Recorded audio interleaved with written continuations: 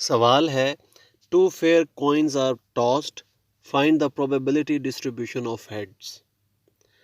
तो दो coin toss हुए हैं, हमने हेड्स की डिस्ट्रीब्यूशन फाइंड करनी है। यानी कि हम इंटरेस्टेड किस में हैं, हम इंटरेस्टेड हेड्स में हैं, या variable of interest number of heads है।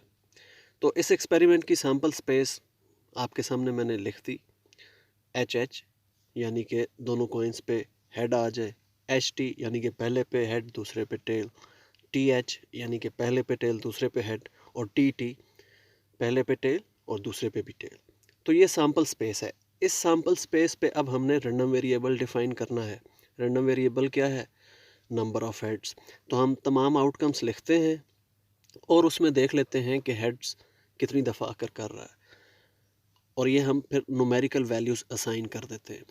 तो यहाँ पर दो हेड्स को हमने 2 वैल्यू असाइन की, एक हेड को 1 वैल्यू असाइन की, एंड जहाँ टी टी लिखा हुआ है नो हेड्स, उसको हमने 0 वैल्यू असाइन की। तो ये तमाम पॉसिबल वैल्यूज़ थी। अब इसी की प्रोबेबिलिटी डिस्ट्रीब्यूशन कैसे बनेगी?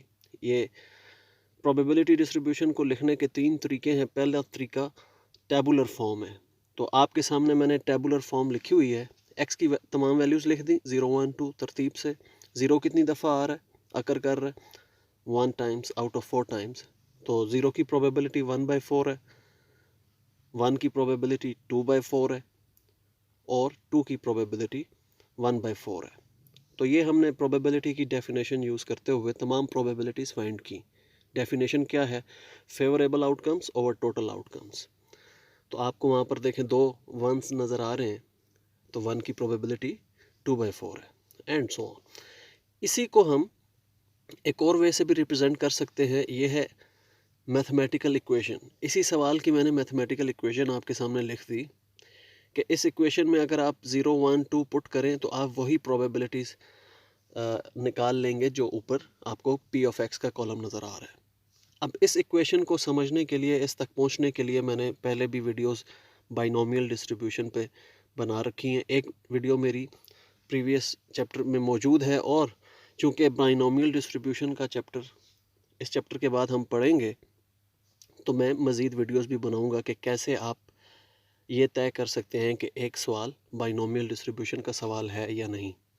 ठीक है, तो फ़िलहाल आप इसको एज इट इज़ मान लें कि ये मैथमेटिकल इक्वेशन है इस क्वेश्चन की।